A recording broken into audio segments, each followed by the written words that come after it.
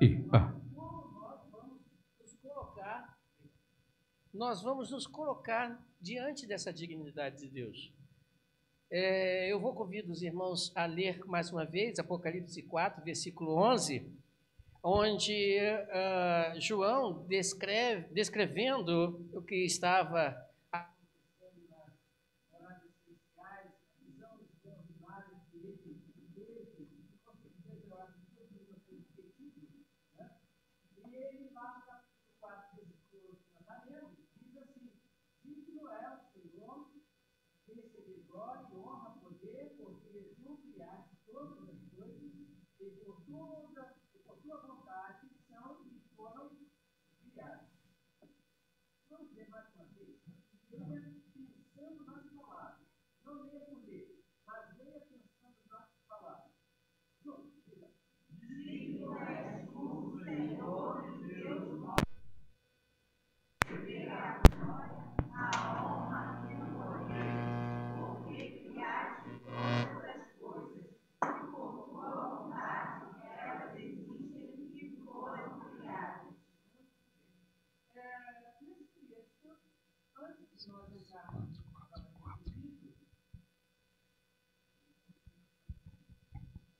Eu chego lá. Terceiro já funciona. Antes de nós pensarmos na nossa posição diante de Deus, diante da dignidade do nosso Deus, eu queria pensar com os irmãos algumas coisas aqui. Primeiro, nesse texto, quando você lê digno és, o que vem à sua cabeça? O que você pensa por digno?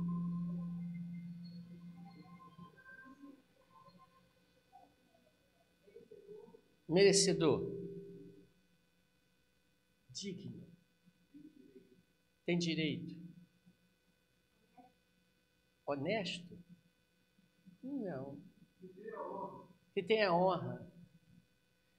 Quando eu estava lendo esse texto, eu pensei na palavra digno e eu fui no dicionário, porque a gente sabe o que é digno. Digno, todo mundo usa essa expressão. Acho que você usa isso aí normalmente.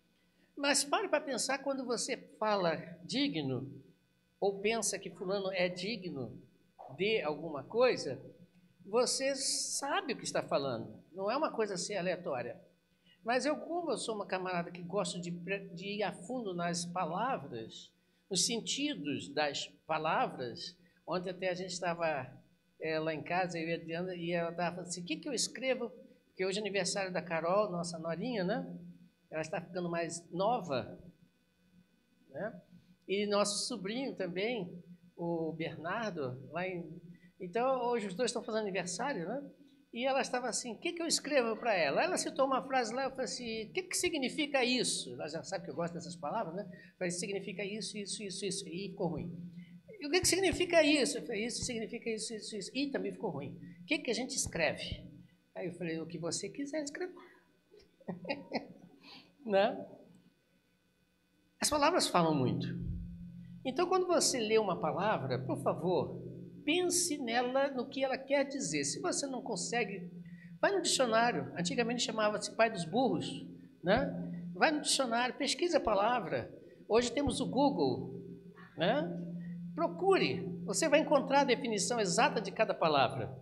E a palavra dignidade, ou a palavra digno, é aquele cuja moral é infundida, ou uma consciência do seu próprio valor, honra, autoridade, nobreza, qualidade do que é grande, nobre, elevado, modo de alguém proceder ou de se apresentar que inspira respeito, solenidade, brio, distinção. Isso é no nosso dicionário. E eu não fico só no português, porque a Bíblia não foi escrita em português, fui no grego. É outra coisa que eu gosto também de pesquisar.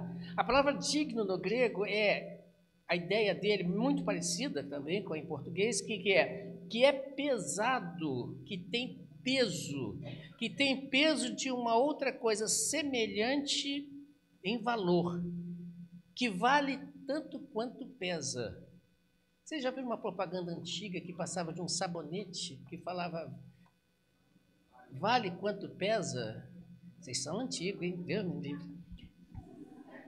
O negócio é antigo. Vale quanto pesa.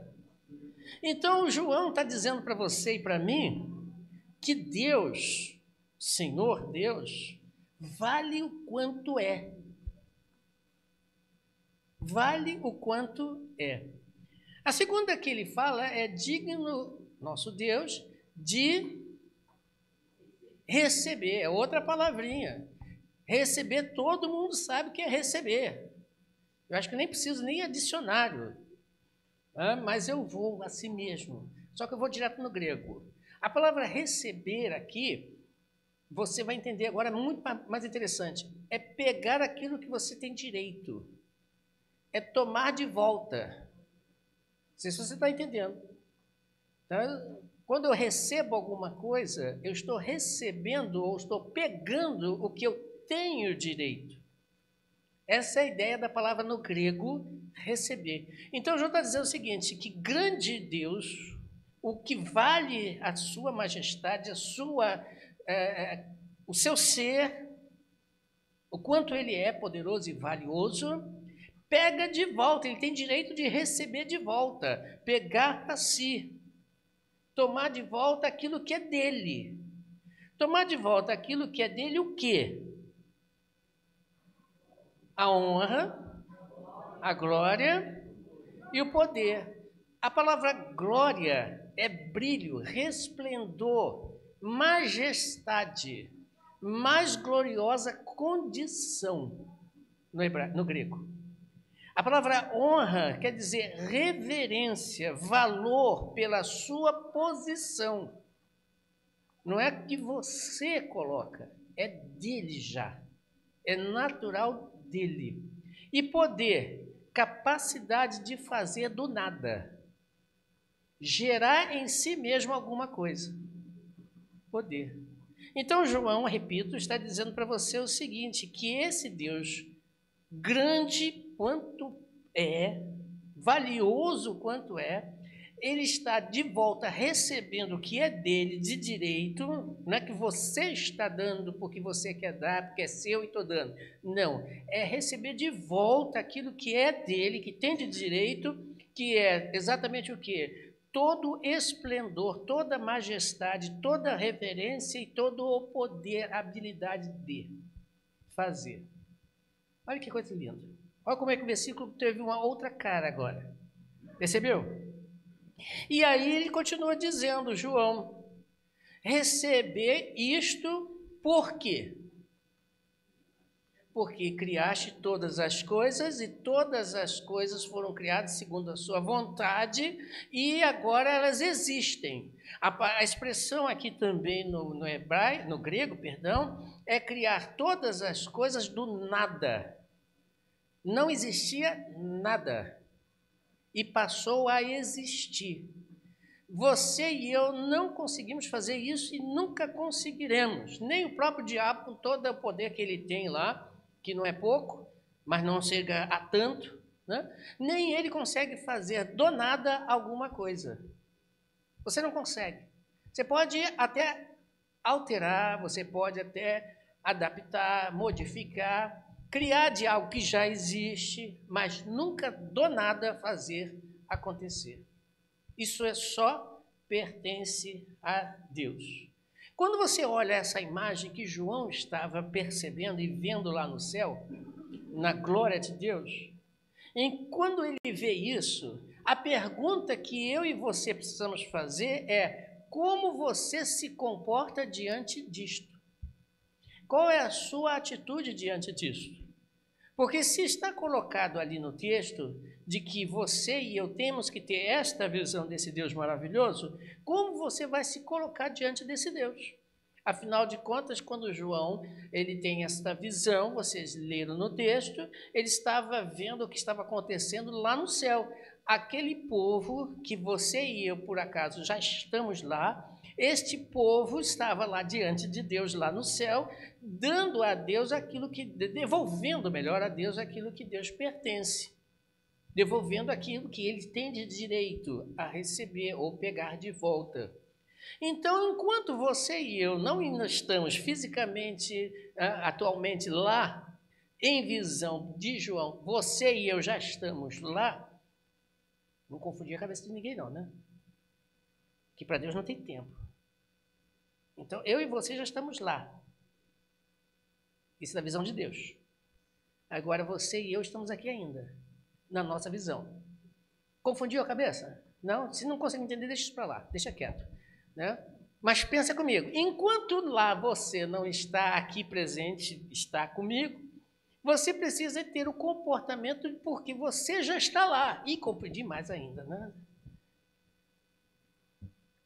Porque a tua atitude lá tem que começar aqui.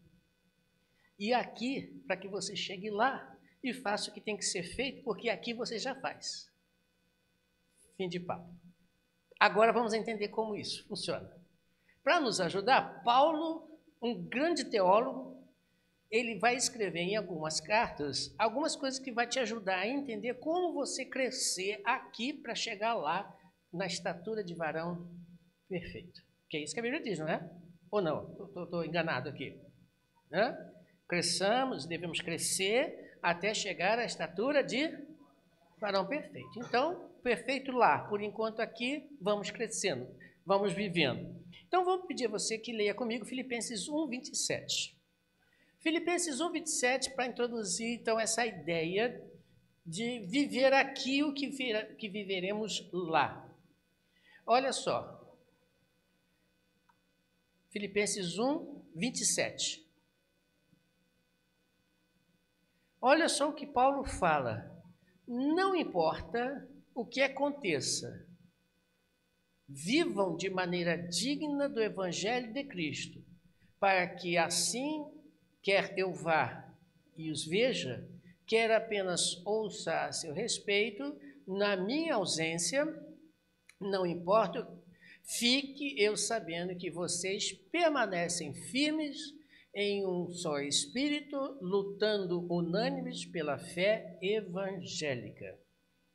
Olha o que Paulo está dizendo aqui para você. Não importa o que aconteça aqui, você tem algumas coisas que deve fazer para que, enquanto aqui, você viva de maneira que ele e Deus, lógico, né? Principalmente Deus, venha receber de você aquilo que você está devolvendo de forma que o agrade. Porque você está devolvendo para Deus a sua honra, a sua glória e o seu poder.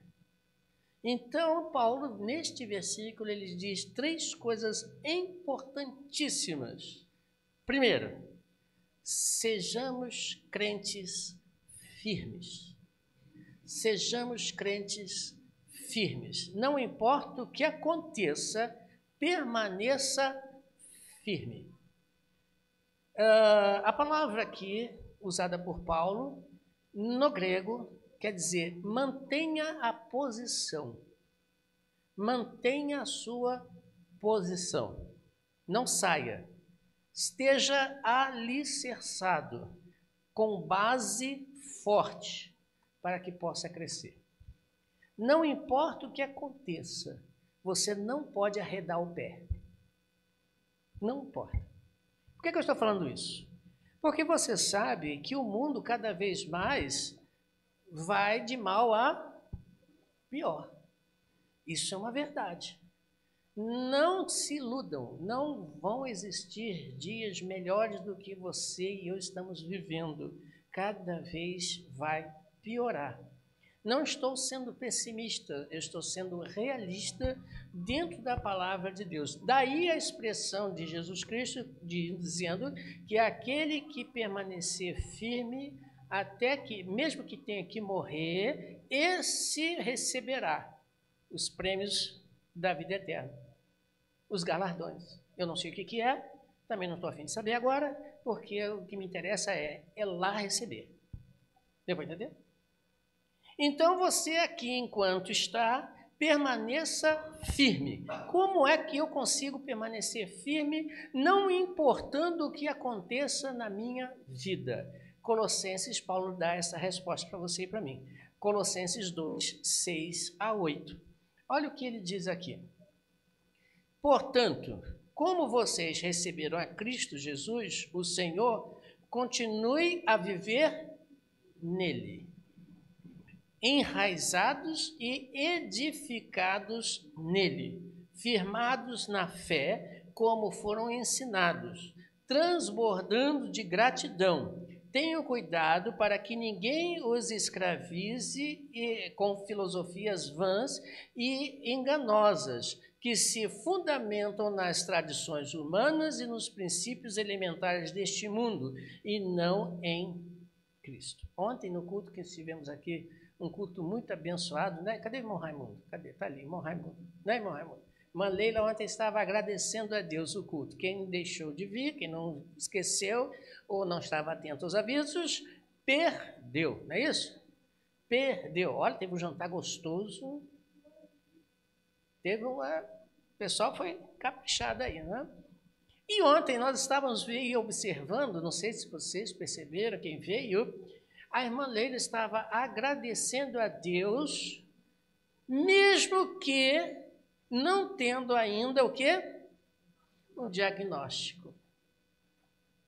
Ela tem um tratamento de 5 anos a fazer. E os irmãos sabem qual a doença dela. Se você não sabe, eu não sou fofoqueiro, pergunte o marido, o que o marido diz. 5 anos. Eu fiquei pensando assim, meu Deus, que fé maravilhosa. Não importa o que possa acontecer, você precisa estar firme, alicerçado em Deus. Não importa. Porque realmente nossa vida, irmãos, é recheada de problemas. Eu não estou dizendo que você só vive problemas. Não, tem dias bons também, tem dias maravilhosos, né, irmã Fátima? Irmã Fátima que fala aí de vez em quando, né, irmã Raimunda? Irmã Raimunda está igual, né? Isso aí. Tem dias bons, maravilhosos, tem dia que o sol parece que está nascendo com um brilho diferente.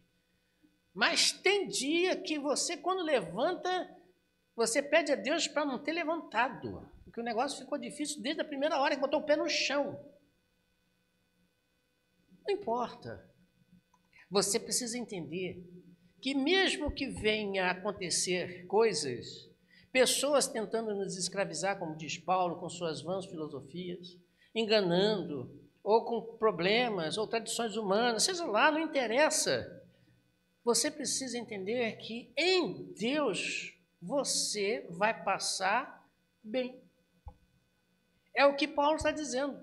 Vocês receberam a Cristo Jesus, continue a viver nele. Aí ele usa 2 expressões aqui, firmados ou enraizados. Você já tentou arrancar uma árvore com a mão? Difícil, né? É difícil.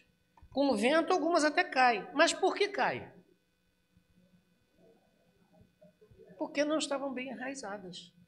Ou as suas raízes estavam podres.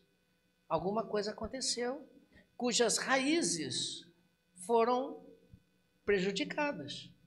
E aí vem o vento. Jesus Cristo disse que nas nossas vidas viriam ventos, tempestades, viriam ondas. E se você está alicerçado em Cristo, pode bater o vento que quiser bater. Você não cai. Não adianta, não cai. Só cai aqueles cuja raiz estão fixadas em filosofias vãs, enganosas, fundamentos de tradições humanas, princípios elementares deste mundo.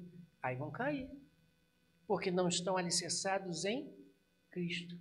Estar diante desse Deus maravilhoso, digno que Ele é, glorioso, majestoso, para que você se comporte de maneira digna desse Deus, você precisa estar alicerçado nele, firmado para que haja um crescimento sadio.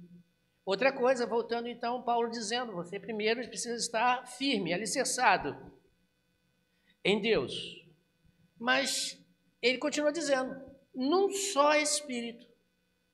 Num só Espírito, voltando lá ao primeiro texto que nós lemos, aliás, o segundo texto de Filipenses, ele diz, permaneçam firmes num só Espírito. O que é esse Espírito, irmãos? Tenho certeza que você sabe. O que é esse Espírito? Ânimo ou Espírito de Cristo? Ou Espírito de Deus? Ou Espírito Santo? Ânimo, porque tenha bom ânimo, pessoa espirituosa, né? É isso que ele está dizendo? Ou está dizendo em Cristo, Espírito de Deus? Para você entender isso, vamos a Efésios 4, 1 a 6. Efésios 4, de 1 a 6. Olha que Paulo está dizendo para você o que é estar firmados em Espírito. Como prisioneiro, diz Paulo no Senhor, peço a vocês que vivam de maneira digna do chamado que receberam, com toda a humildade e mansidão, com paciência, suportando uns aos outros com amor. Façam todo o esforço para conservar a unidade do Espírito pelo vínculo da paz. Há um só corpo e um só Espírito, como também uma só esperança quando foram chamados. Há um só Senhor, uma só fé e um só batismo. Um só Deus e Pai de todos, que é sobre todos, por meio de todos e em todos. Você entendeu o que leu? O que é firmados em Espírito? Paulo, nesse texto, deixou bem claro para você que se você é do Senhor, você então é prisioneiro dele. Já começa por aí. A tua vontade está relacionada à vontade de Deus, subjugada à vontade de Deus. Não mais eu, mas Cristo vive em mim. Não são as coisas que eu quero, mas sim as coisas que Deus quer na minha vida.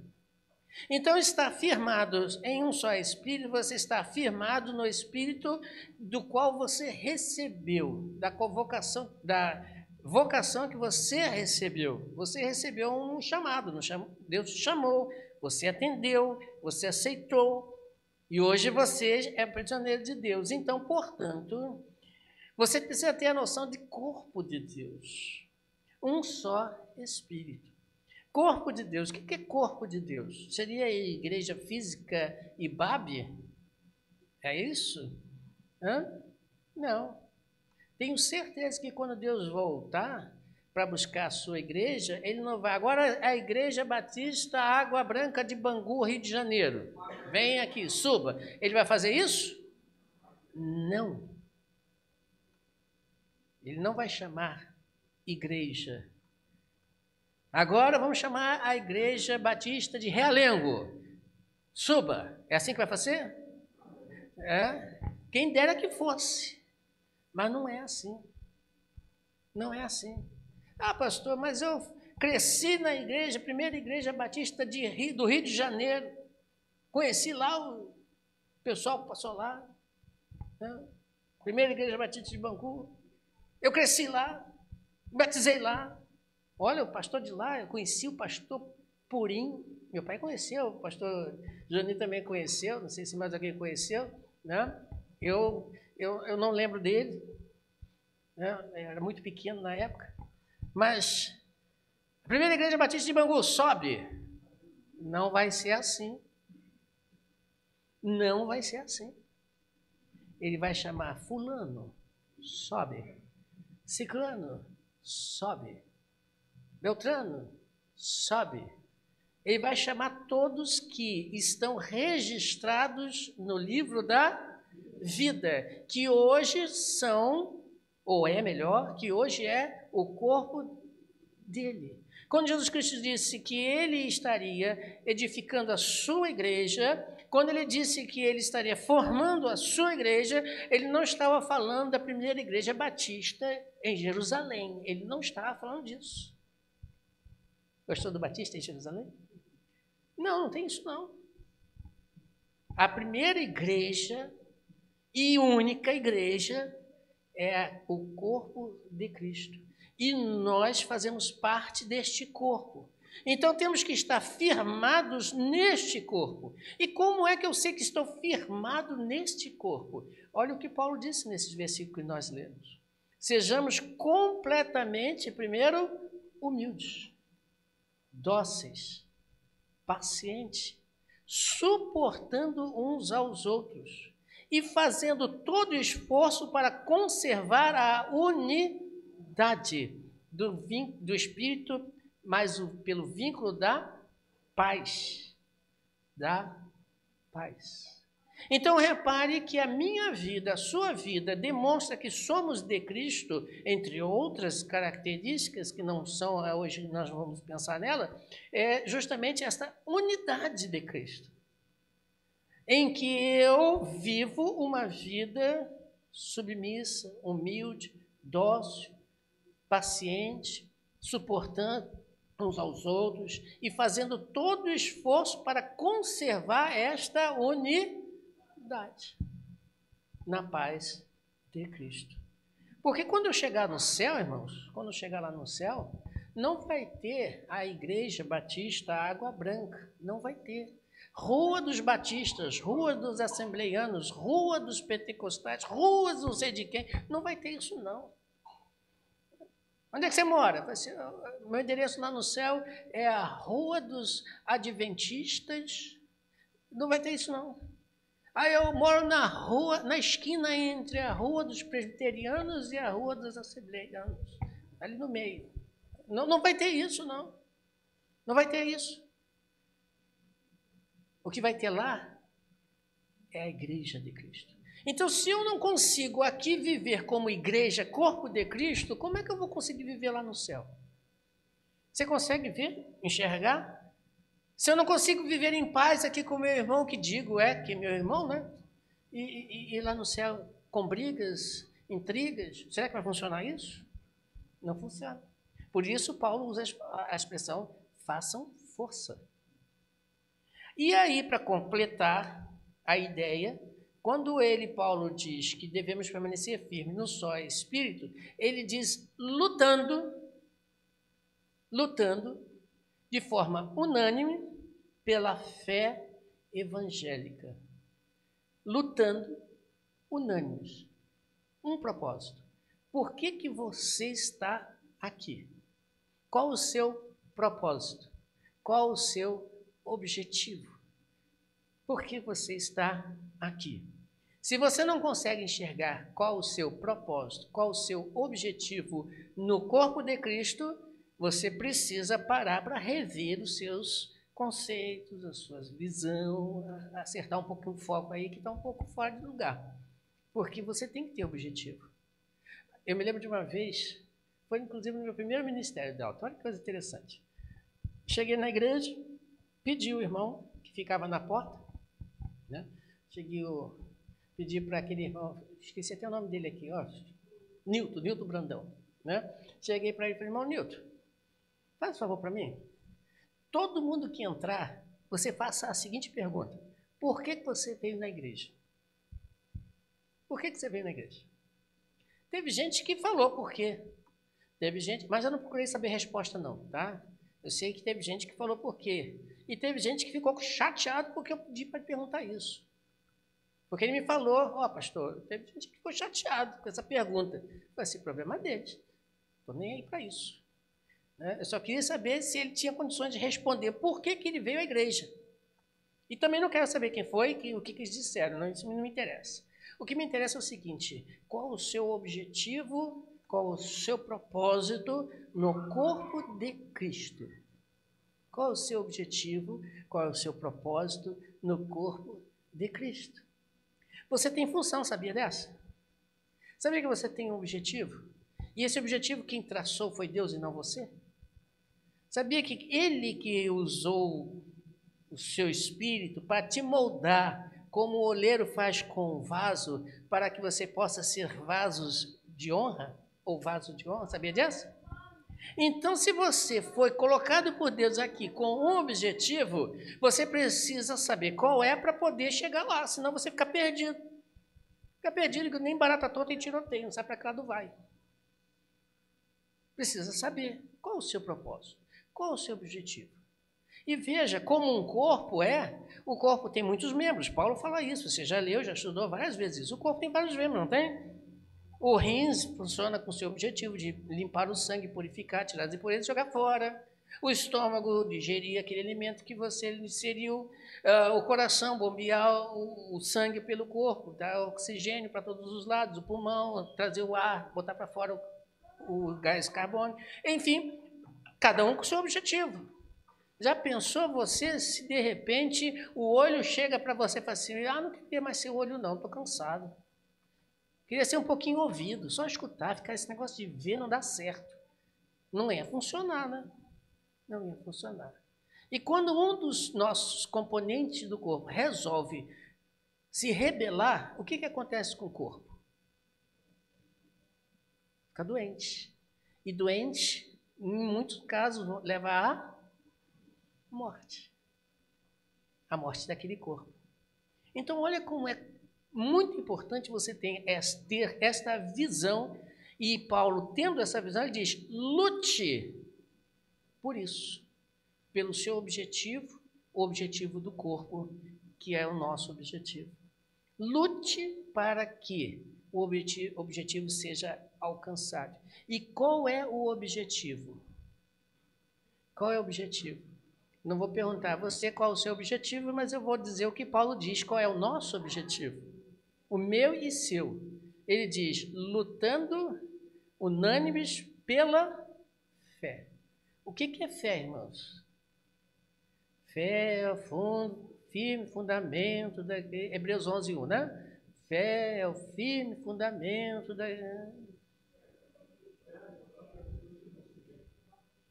Entendi tudo que vocês falaram, mas eu sei que vocês estavam falando certo. Fé é o firme fundamento. Hebreus 11:1. Bonito na teoria. Lindo na teoria. E se você pôr em prática, você vai ver que é maravilhoso. Porque se você é filho de Deus, você não pode viver sem fé. Porque o justo viverá pela fé. Então, se você não consegue ter fé, você não tem fundamento. Se você não tem fundamento, você cai. Você não tem objetivo, não tem propósito. Hoje nós vemos muitas pessoas caindo justamente por causa disso. Esqueceram que precisam lutar para manter firme o seu objetivo. E Satanás sabe disso. Ele trabalha para te derrubar você. Ele trabalha para tirar de você o foco do seu objetivo. Ele trabalha para você ser mais um dos que estarão sentados vendo o tempo passar. Enquanto Cristo não voltar. E aí, quando Cristo voltar, ele vai dizer para você, vem cá, eu te confiei 5 talentos, o que você me traz?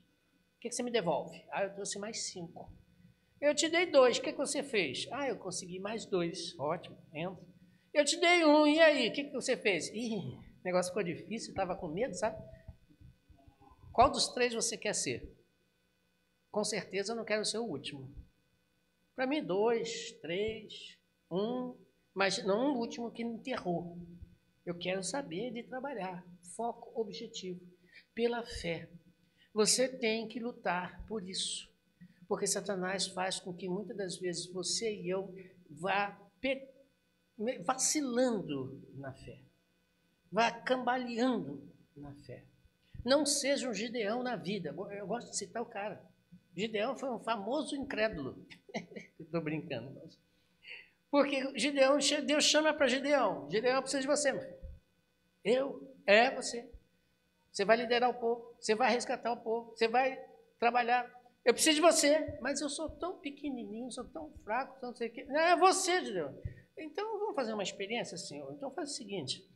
Se é o Senhor mesmo, molhe aqui, mas não molhe aqui. Beleza. Aconteceu.